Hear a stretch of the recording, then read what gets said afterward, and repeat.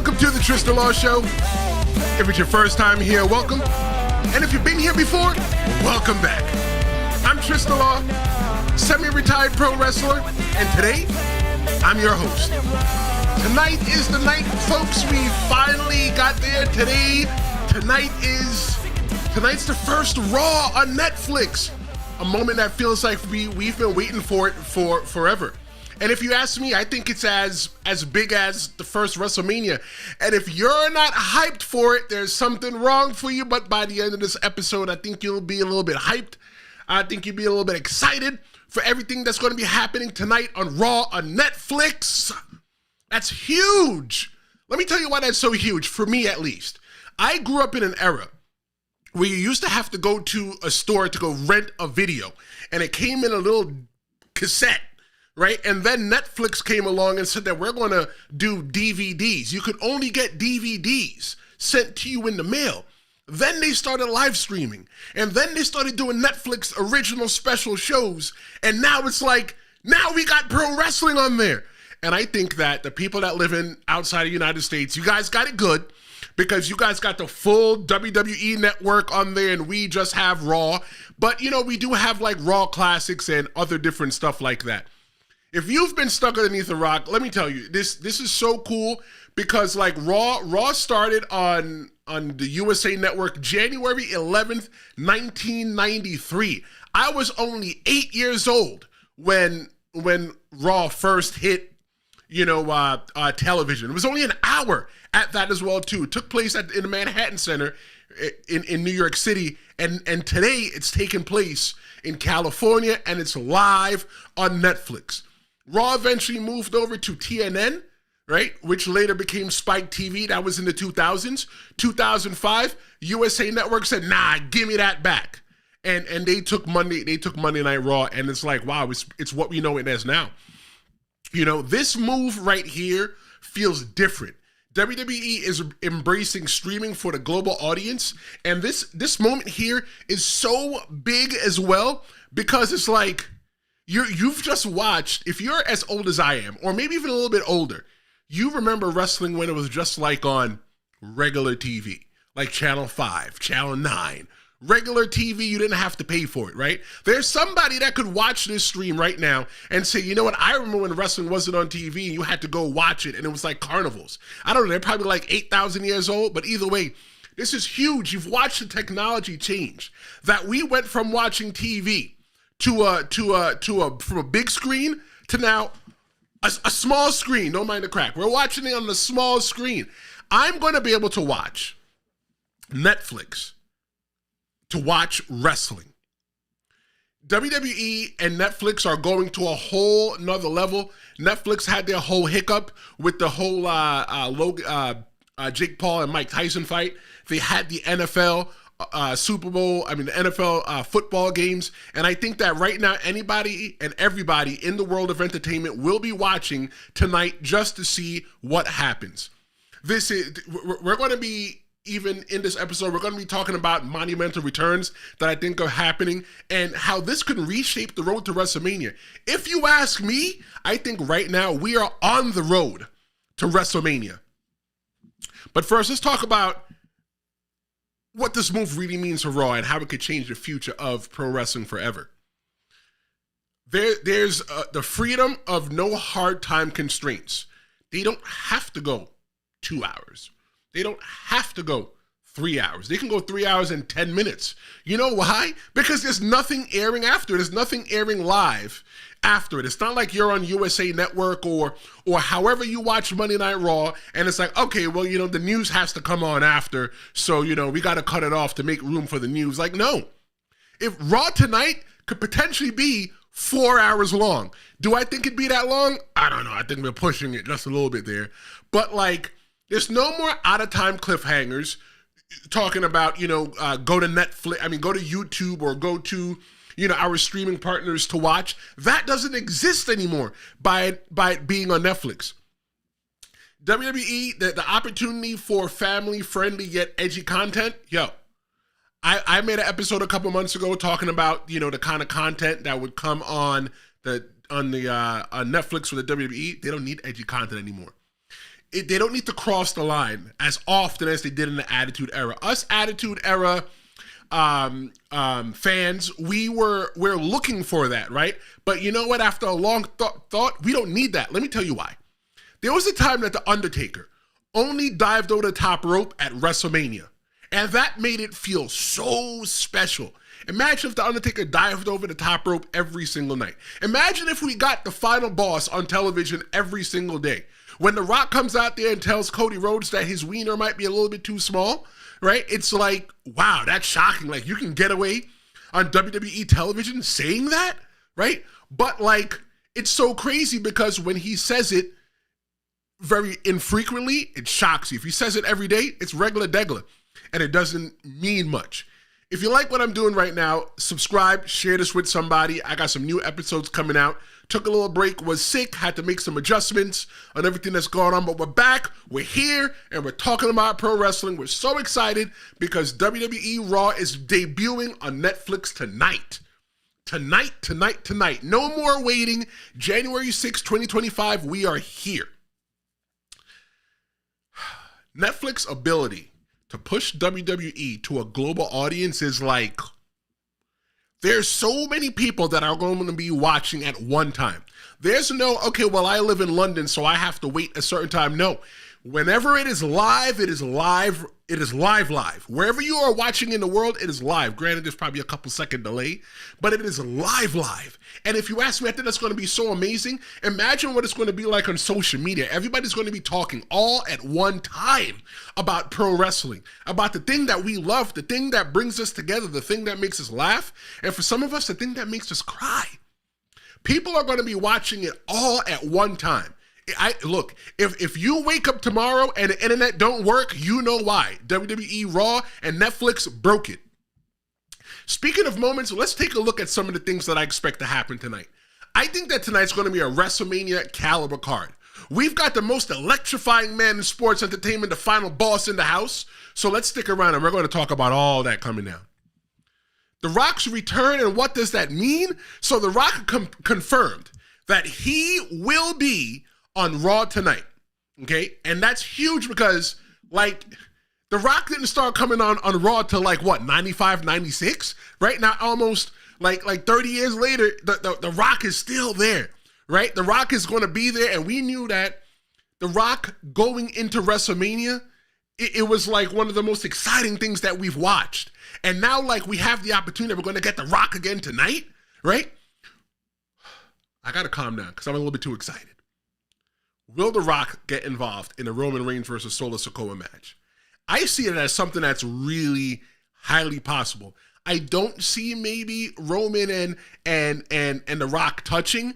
I see that maybe The Rock might touch Roman, but I don't see Roman being able to get the upper hand. I don't see any of that. But trust and believe, the new bloodline and the OG bloodline, everybody's going to be in the wings just waiting in case they got to pounce. Now, imagine if Cody Rhodes is in the building. Cody Rhodes is not cleared. But imagine if Cody Rhodes is in the building. You remember the last thing that The Rock said before he left? The Rock said, the final boss said, and be sure to leave your messages in the chat. I'm going to jump into them and take a look, and we're going to have a little bit of conversation while we're here. The Rock said, I have to leave for a while. But when I come back, saying this to Cody Rhodes, whether you are champion or not, I'm coming for you. Yo, I get the goosebumps just thinking about that. Thinking about a television show, like pro wrestling is such a television show. Raw is such a television show. You're just on the cliffhanger like, yo, so when is it going to happen? Is The Rock going to just show up at Cody Rhodes' house?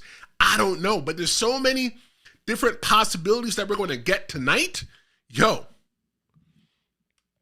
The Rock's presence is definitely going to ignite the road to WrestleMania. Maybe we can get the seeds planted for a Roman versus Rock at WrestleMania. No, bullcrap. The seeds for Roman and Rock have already been planted. It's already been planted. The question that there should be is, can we see the soil watered, right? Because the seeds are already in the ground. Will they water the soil for Roman versus Rock at WrestleMania? Golly.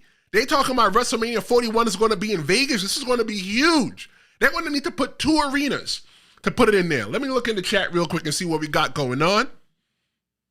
We got Michael Craven. This is his first time on my channel. Mike, welcome to the Tristan Law Show. I'm the host, semi-retired pro wrestler, and I just come here and I just talk about wrestling. Thank you so much for joining me, and I hope you have a great time. And we're looking to grow this channel. I'm in the 3rd season, and this is the 1st season that I'm doing fully on YouTube. I almost said Netflix, right? Now I'm not even there yet.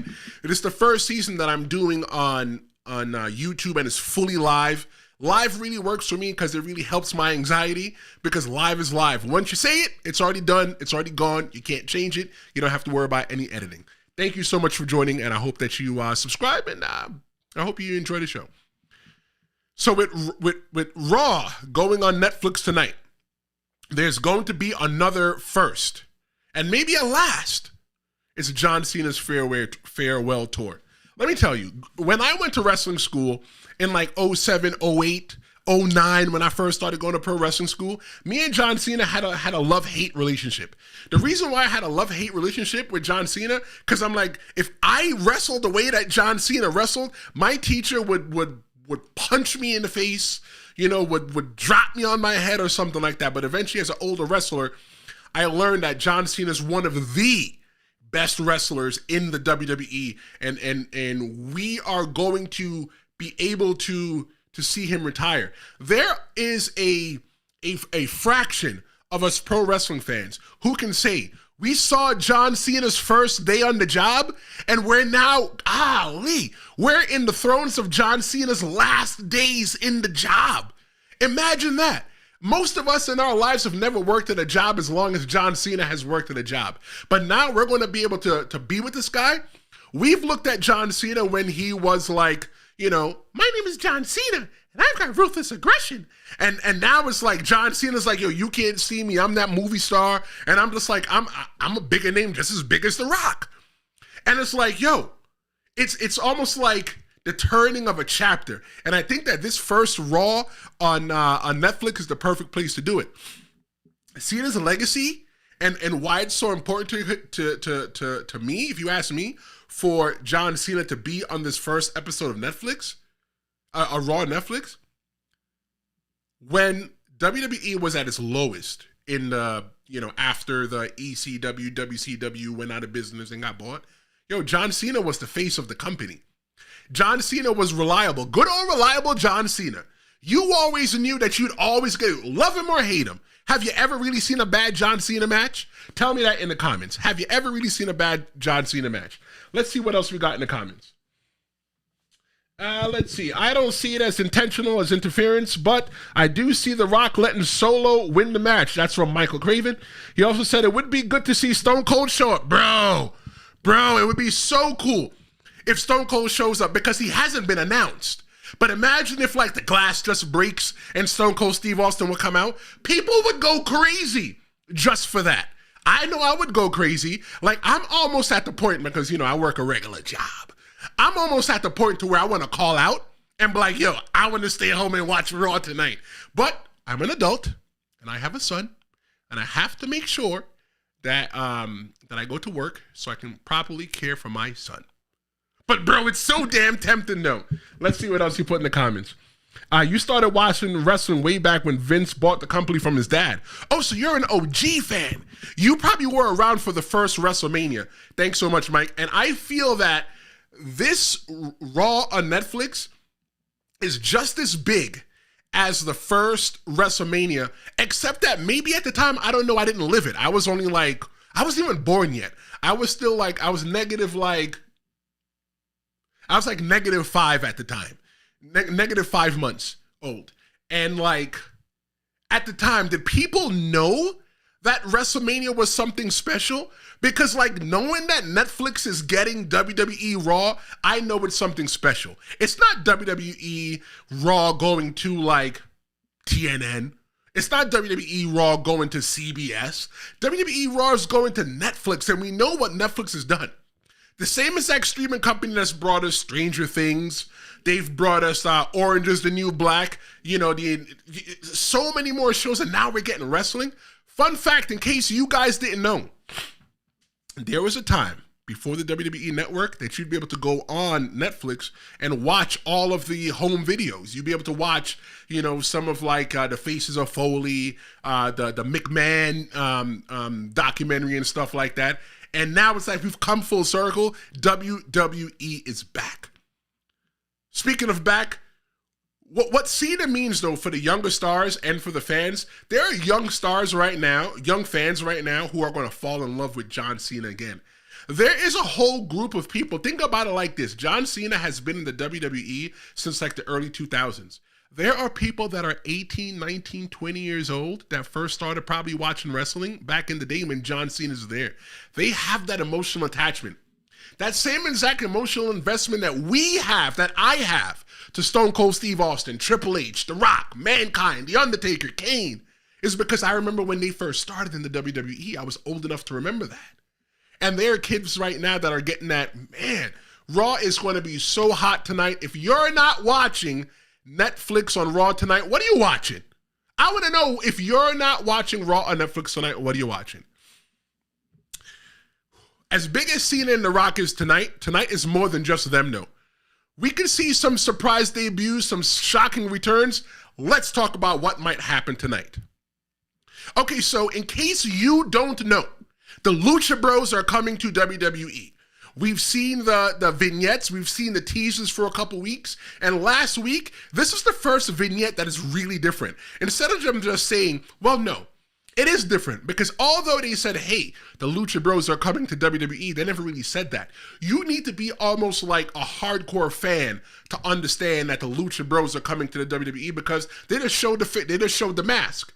And if you ask me, that's cool.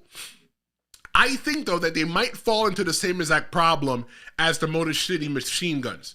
Everybody that's in the WWE right now, the fans that's into it right now, they're looking at the Motor City Machine Guns like, who?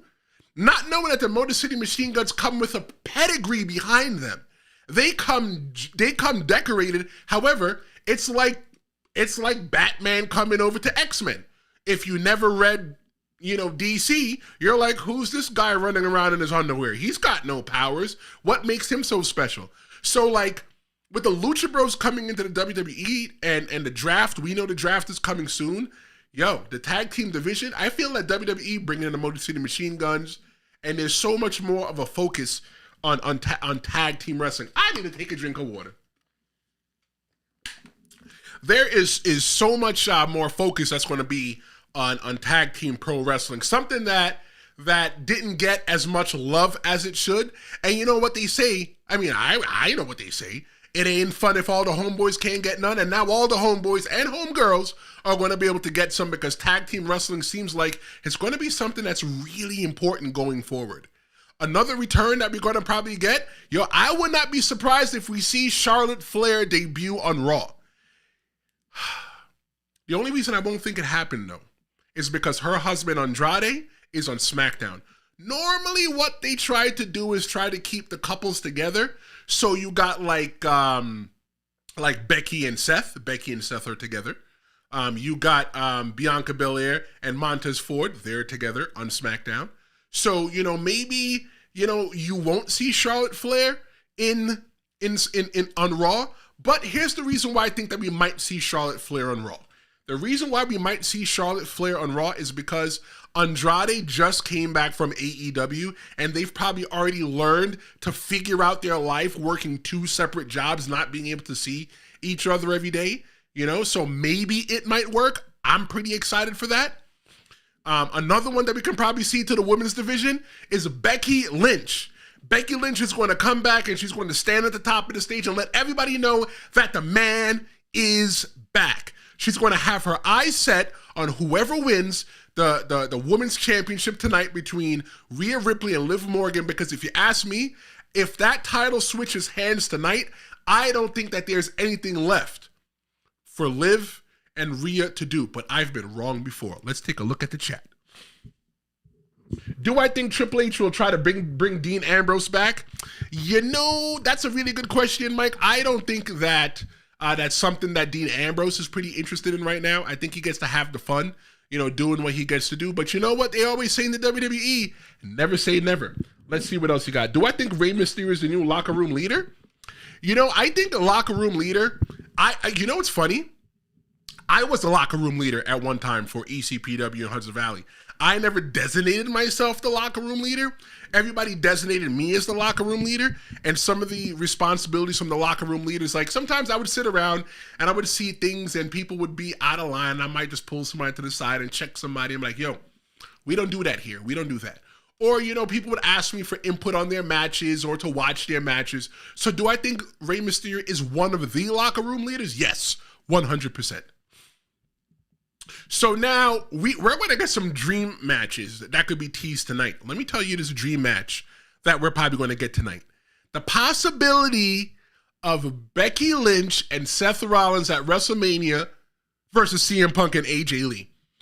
The reason why I think that's possible is because CM Punk dropped AJ Lee's name, and if I'm not mistaken, last week or maybe a couple weeks ago, Seth Rollins dropped her name as well too, and there was a reaction. I felt like it was a crowd test to see if the crowd still remembered who she was. But even if they don't remember who she was, it gives everybody enough time to Google her to go, who's AJ Lee? Oh, that's CM Punk's wife. Oh, she used to wrestle in the WWE. Oh, she hasn't wrestled since Jesus was a child. Another piece of excitement for us to all have going into this event, this monumental event, this WrestleMania type deal. Because CM Punk and Seth Rollins, they got a big fight tonight on Raw. And it's like, wow, you better put your gloves on. You better roll your sleeves up because tonight is gonna be it, baby. Right? CM Punk and Seth Rollins are getting personal. They're bringing wives into this. They're bringing, they're talking about things that a man doesn't talk about to another man when a man has a beef with another man. Like, you almost going to have to, eliminate him because of the way he's talking about you. If you like what I'm talking about so far, be sure to hit that subscribe button. Share this with somebody because there's somebody on the earth right now who doesn't know that Raw is going on Netflix today and they live underneath a rock, and we want them to come from underneath that rock. We want them to see what's happening on our greatest sport, the sport that we love so much. You know what's so special about tonight here? Here's what I want everybody watching this to do. Whether you're watching this before the Raw comes on or after the Raw comes on, invite somebody who you know was a fan yesterday and let them enjoy it. Invite somebody who you know is not a fan and say, you know what, sit down and let's watch this together. Right? Maybe they don't live with you. Send them the link. Too bad you can't share passwords anymore on Netflix. Right? But let them get that free subscription if there's one for Netflix and check out Raw. See how special it's going to be. I think that Raw and SmackDown are going to feel like two separate shows going forward that live underneath one universe. I think we're going to get a new set. I feel that we already got new music. Travis Scott's going to be doing new music. We're going to get a new feel. We're going to get a new look. I feel that there's going to be no commercials. I mean, I know I pay for the commercial-free version of Netflix, but there's going to be pay-per-views, how they do the ads in between. I feel like the storytelling is going to shift on Netflix. I feel like the quality of tonight's card is going to be out the window. It's so many different things that are happening on Netflix on Raw tonight that we should all be excited for. If you're not excited for Raw being on Netflix tonight, do me a second. Check your pulse. You feel something? You know what? No. Don't check your pulse. Stop. Check your heart. You feel that boom, boom, boom, boom, boom, boom in there? That's not your heart. That's the excitement that's building for Raw on Netflix tonight. Let's see. Let's take some last questions because Mike's been really interactive tonight. Mike, I usually come on a couple days a week, but be sure to subscribe. Hit the notification bell so you can know when I come live. I usually come live Tuesdays and Fridays at noon. So I definitely will be back tomorrow because we've got to talk about the first Raw on Netflix. Man, I'm still sick. I'm choking. Give me a second. Excuse me. So make sure you guys come back tomorrow at noon because we're going to be talking about the caliber of did Raw meet or exceed our expectations? Because I'm wearing socks in my house tonight. I'm wearing socks. The reason why I'm wearing socks is because I want them knocked off. by the WWE? Let's take a look at some of the questions. I just subbed and I did hit the like button. Shout out to you. Shout out to you. Thank you so much for hitting that subscribe and that like button. I appreciate the patronage by you coming here today because you don't know me, right? Maybe one day in the world we'll meet each other and you're like, hey, that's Tristan Lawn. I'm like, hey, that's my man Mike. You never know. These are how YouTube channels start. These are how they grow. Let's see what else. Mike Craven said, isn't it true that anytime WWE does something new, they pull out the strings to make it awesome? Yes. I think that the reason why that WWE Raw is going to be so big is because they did a press conference for it a couple weeks ago at WWE headquarters.